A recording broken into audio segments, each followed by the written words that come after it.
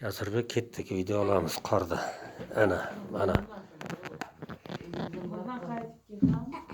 Uyda mana pechka qo'ydik. Svet o'chgan ertalabdan beri svet yo'q. Mana pechka yoqib uyda isitayapmiz. 3 soatdan beri olov yoqamiz. Hozir mana bugun 20-dekabr 2025-yil. Qish chillasini kirishi bilan doyoq qorda ham boshladi. Mana birinchi qor yog'di, mana yerni oqarib qoldi. Mana buni nevaram Jasurbek deydi, qor o'ynayapti. Qara Jasurbek, Qorbobo Qonatojon. Mana hamma joy mana qor oqardi. Ertalab 9:30da boshlangan edi. Birinchi yomg'ir yog'di kechasi bilan. Keyin qor yog'di, suvli bo'lgani uchun unchalik baland bo'lgan yo'q, 3 santimetrlar bo'ldi hozir qorning qalinligi. Mana toklar ko'milgan. Sovurmaslik uchun. Menga Qorbobo o'ynamadi meni bilan sen. Meni ustimda qorqib tashlaysan. Mana daraxtlar juda oqarib qoldi qor.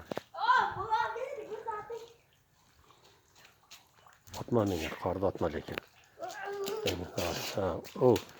Ustingni ho'l qilib tashlaysan. Mana qor yog'ar. Qorbobo to'g'risi she'r aytgan.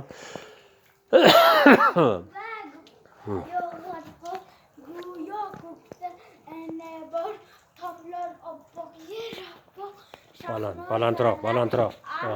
Arg'imchoq, shahnozarlar, arg'imchoq. Alifbega qanaqa she'r yodlading? Alifbe bayram bo'ladi yangi. Aka, qovurda piyoz pishdi, qovun, tarvuzlar, keling xirmon, uyimiz hasharga keling do'stlar. Yana bitta arifmisan, yana qo'shimcha.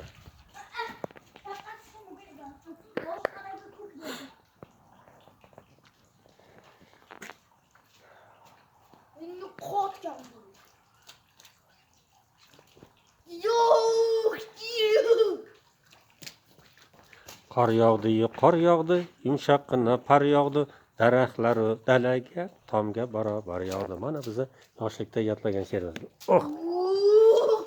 Yomon qalqib qoldim. Bo'ldi, uyga kir endi, usting ho'l bo'ladi.